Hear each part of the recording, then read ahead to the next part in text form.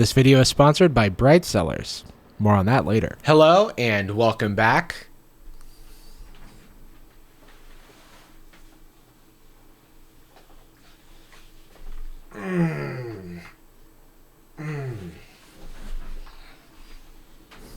Welcome back. Today we're watching a show that asks the question, can pretty go thinky thinky? Can hot sexy model also have brain? This is obviously a stupid question because I exist, but they didn't know about me back then. That's because back then I was but a twinkle in my own 14-year-old eyes. I was alive back then. It wasn't that long ago. The show is called America's Most Smartest Model, which is some sort of grammar joke. I wouldn't know. I'm too pretty to understand it. It aired for a single season on a television network called VH1, which, fun fact, is MTV backwards. America's Most Smartest Model takes 16 models at varying stages in their careers and asks them to not only be a beautiful model, but to be smart too.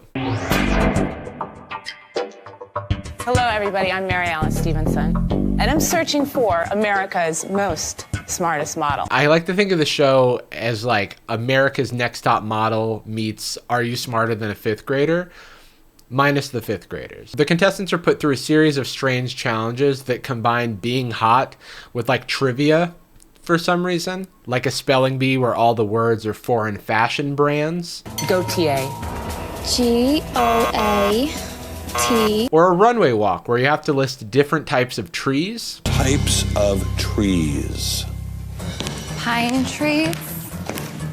Eucalyptus tree. Like, where would this be useful? A pirate asks you to walk the plank while listing different types of planks? Yar, you better be knowing your arboriculture. That's the study of that's the study of trees. One thing is for certain though, and it's that these challenges do not test your intelligence. Most of the time, they're just like body shaming these models and also shaming their intelligence. It's a very shameful show that's based on being mean. Nincompoop. Nincompoop. Oh, I'm sorry that the Argentinian model can't stand your weird English words, especially ones that we use all the time. You know, like nincompoop. No, my boss is being such a nincompoop.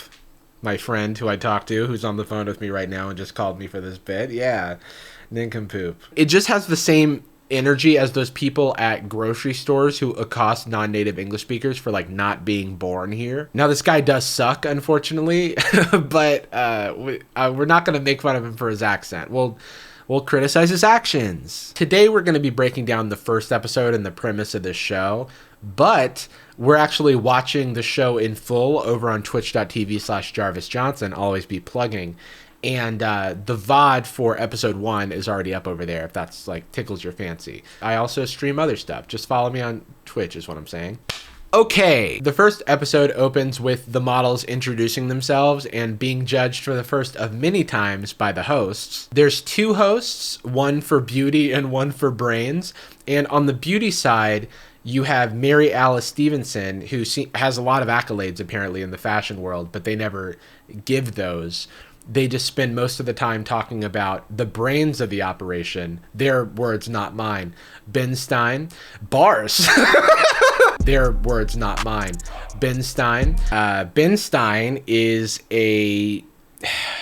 Okay. He's like a former economist. He's former speechwriter for like Richard Nixon. Famously cool guy. He's an actor whose like most famous role was for being a boring teacher in the movie Ferris Bueller's Day Off. Oh my god, I'm so excited to see Ben Stein. Ferris Bueller's Day Off is like one of my favorite movies. Anyone? Bueller? When I was a kid, he had a ton of commercials where he was just like a boring man. You know what? It's probably the stereotype of being smart, which is, this show is also it's about being mean and about overusing stereotypes. It's pretty much, that's the peanut butter and jelly of this whole show. Oh, Ben Stein also sucks, by the way. His whole role on the show is to be the resident smart guy, but he's just constantly fawning over the female contestants of the show. Like there's this creepy old guy bit that they just keep doing over and over, and it's so nasty. like please stop doing this. Hello, beautiful, tall Mary Alice. Hello, beautiful, tall Mary Alice. That's my Ben Stein. Did I mention they don't talk about Mary Alice at all? Because they don't. Ben is one of the smartest men I know. He was a valedictorian of his class at Yale Law School. He's had many books on the New York Times bestseller list. Bottom line, this guy's smart. Thank you, ladies and gentlemen, for being here, especially ladies. Ugh, what a slimy little troll. Also, I found his OnlyFans. So, dear God, I found his cameo. I found his cameo. He only takes photos and videos from one angle, and it's... Anyway, the contestants are competing for, like, a modeling gig, a campaign with some sort of shampoo, I think, VO5, and a $100,000 grand prize. $1,000. Listen, there's a lot of objectionable shit on this show, but this is by far the worst thing that happens. Why did they split up the job of saying a number? I don't understand. $100,000. Do you think they had to practice that? Like $100. Sorry, I forgot my line. 100 big ones, cold hard cash. Have I mentioned that the contestants are also kind of, they just come off so poorly in the interview process? I feel like the production like has made them out to be like extremely cocky, because I know, like, because maybe that's the stereotype with models. I come from money, and so when I heard about the grand prize, I was like, okay, cool. Okay. Cool story, bro. You could have just lied, or you could have just like left that. You didn't have to volunteer that information. You could have just been like, oh wow, $100,000. What a life-changing amount of money. You didn't have to belittle it. Most people are excited about the prize though.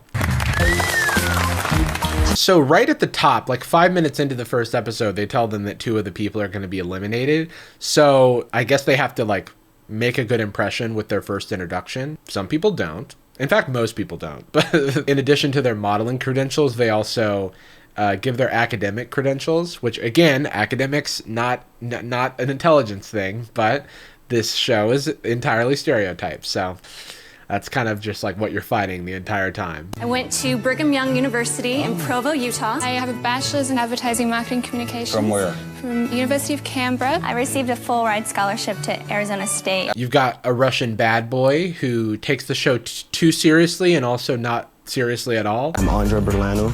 I've worked with clients such as DKNY. I'm more of a bad boy, you know. Bad boy? Yeah. What country are you from? Soviet Union. Andre introduces himself as being from the Soviet Union. Nobody tell him. We're strong, we're beautiful, we're tough, and I don't work out. I'm just simply blessed. Let's say turn around. Mary Alice saw my body. I think Ben at one point gave her a napkin or something because she was drooling all over herself. And there's also a little sprinkling of early 2000s toxic masculinity in there to taste. This guy, Slavko, was wearing lip gloss or like lipstick. You don't put a female's product.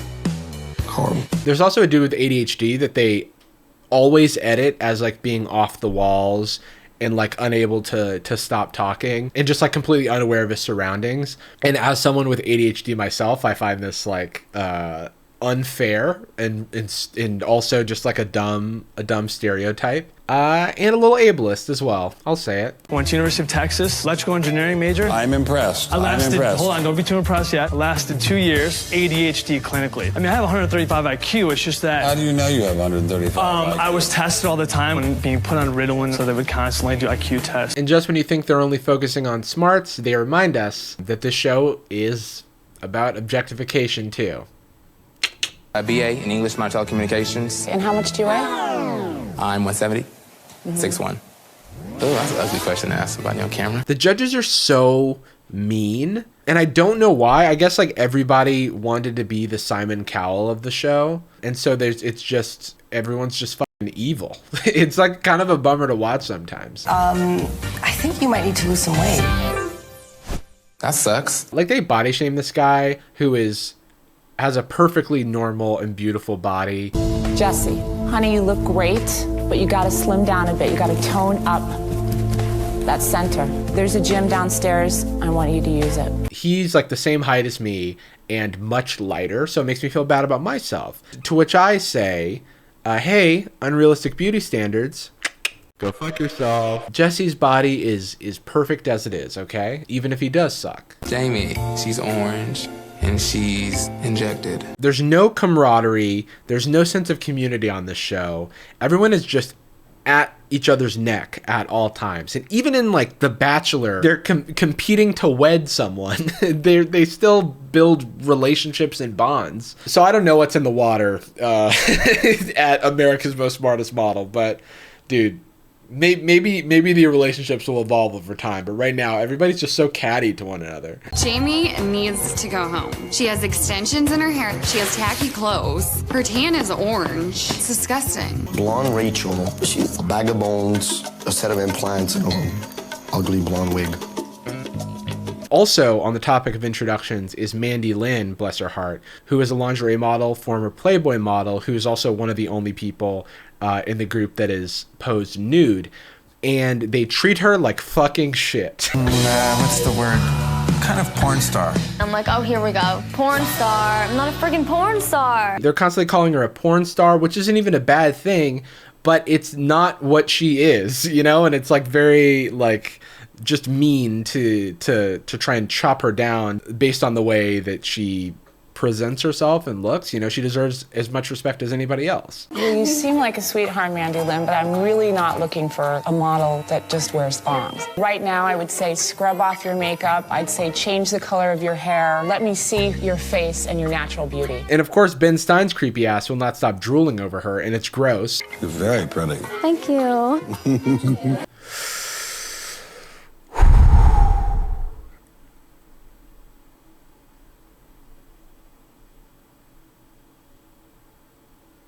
Ew.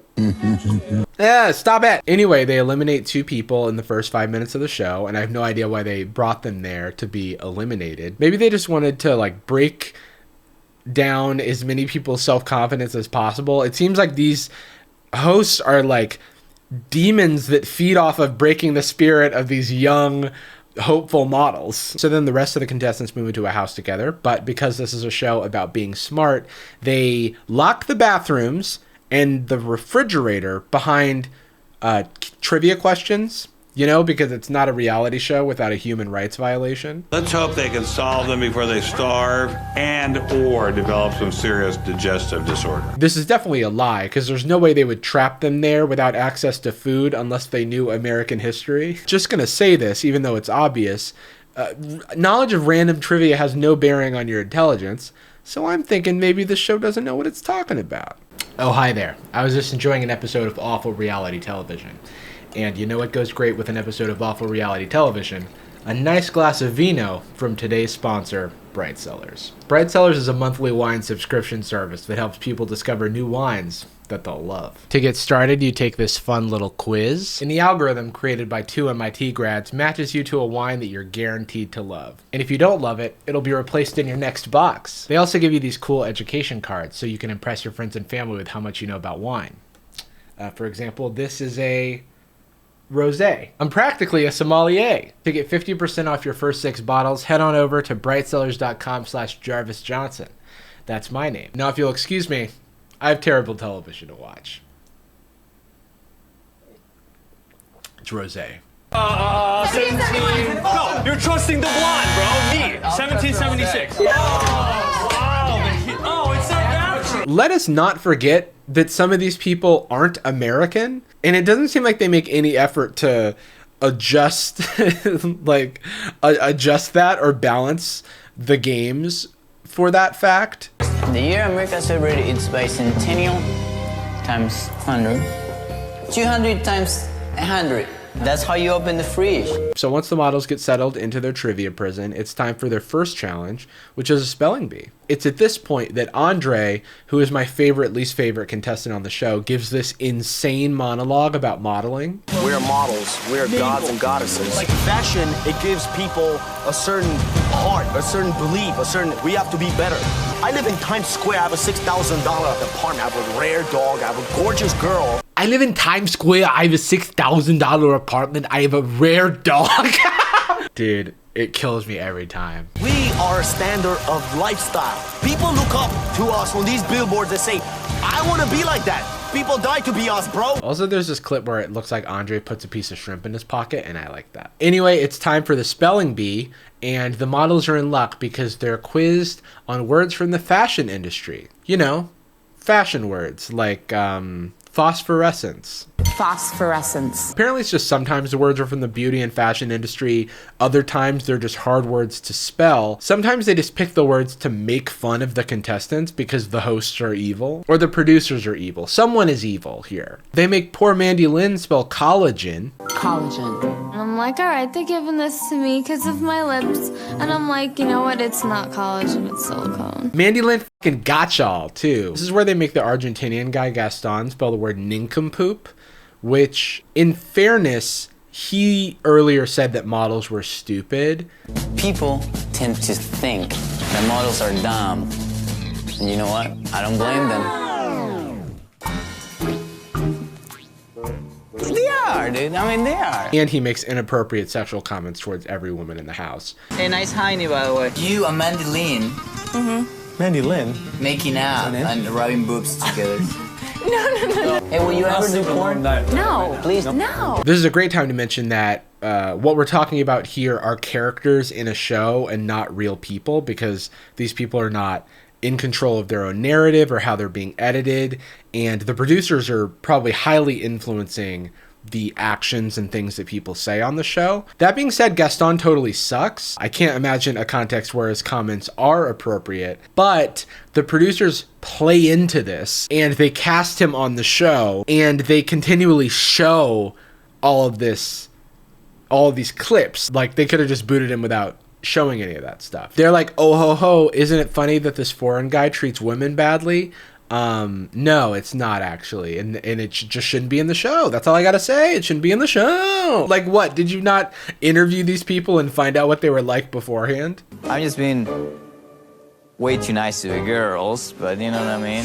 That's all the time I've allocated for my Gaston rant, because it's time for Ben Stein being creepy corner. Isn't it cool that an old guy is creepy? No, it's not. Please stop doing it. Like, during the spelling bee, Mandy Lynn goes out of her way to try and please the host by dressing more conservatively, and Ben Stein is upset about that because he's gross. That I tried to wear something a little bit more conservative. And next time, Daniel, who is a PhD student from San Diego, is the winner of the spelling bee, so that's cool. And if you didn't know, PhD actually stands for pretty huge degree. I have one of those. The last and final challenge for the episode is the runway walk that we talked about. So they bring in a runway coach to, coach people on their walk. Some people have more experience than others, and everybody's practicing to get better because that's what it's all about. Except for Andre. Andre is too good for practice, actually. Rush, you gonna practice? Huh? You gonna practice? I don't need to practice. Are you sure? I don't. Of course, this segment is not complete without more Mandy Lynn slander. And listen, I don't know the first thing about walking the runway. Actually, that's not true. The first thing is probably walking, but I do not know the second, third, or even fourth thing about walking the runway. But they give Mandy Lynn a hard time for her runway walk because they say that she walks like she's having sex. Too sexy. I'm not done with you. We need some work. Keep that head straight. You're just gonna be sexy, aren't you?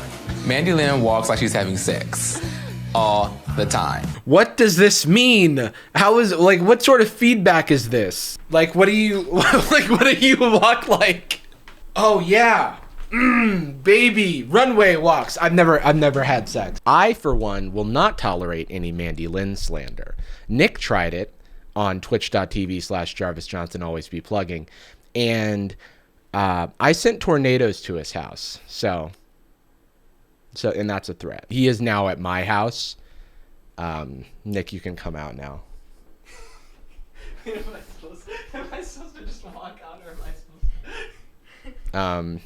Elsie's here too. Do you want to say hi? I guess. Okay, so I'm just going to do this, and I'm just going to back to the thing that I filmed before this part. This has been a little cameo that I put in the middle of a video, and we'll see if it matches up, but it probably won't. Okay, meta part over. So now it's time for the runway walk, and they have to list random categories that they are told like right before they walk.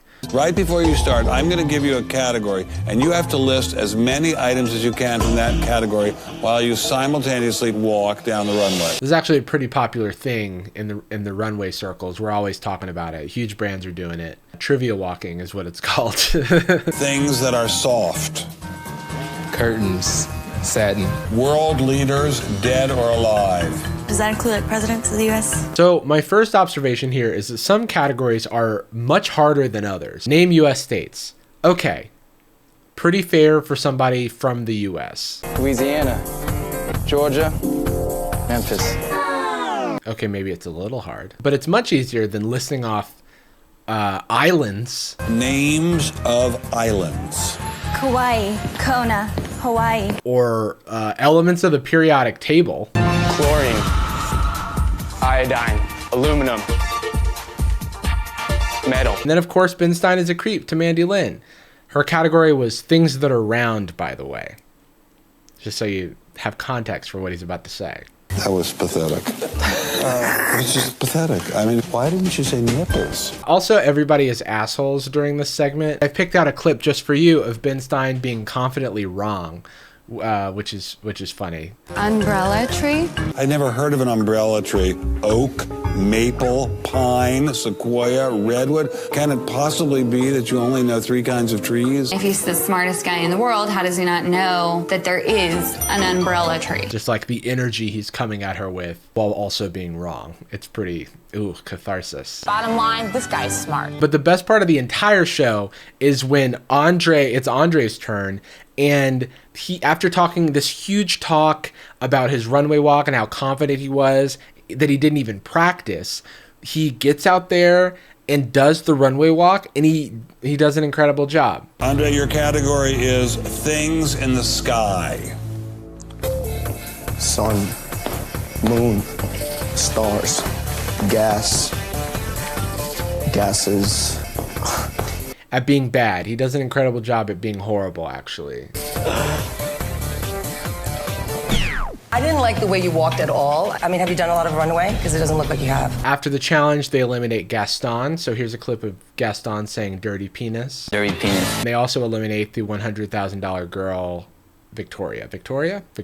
Gaston and Victoria, like the leg bones of a cetacean mammal, you are now vestigial. They pretended like they were going to eliminate Mandy Lynn, but they cannot stop her power. The hosts keep holding it over her that they like saved her or whatever, and it's really annoying. Ben saved you last night, but tonight you're here because of me. Thank you so much. I'm putting my credibility on the line by having you here. Like, either eliminate her or don't. Stop like rubbing it in. Mandy Lynn, we like your spirit. We like your energy. That's bullshit. Like your breast. Come on. Overall, the show is really mean and really like indicative, I guess, of what reality television was like in 2007. Like, they could just say anything. But it is fun to watch because it's so horrible. So we will be watching it together on twitch.tv/Jarvis Johnson. So feel free to join. I will not be making another video about this. So you'll have to jump on the Twitch ride. Oh God, that was horrible. You'll have to take a spin on the Twitch bus. Ooh, God, just follow me, please. Like I said, our commentary on episode 1 is already over there in the video section. So if you want to keep watching, I'll be live with episode 2 right now. Yep, I'm live. I'm live right now, and you can check. And if I'm not live, yes, I am. Bye. Thanks to Starwolf and the countless other people who sent me ka-flim-flam messages over the past couple of weeks. You can stop doing that now. If you want me to say your name in a video, don't send me that message anymore. I apologize for underestimating you. But yeah, that's how you get shouted out next week. Okay, bye.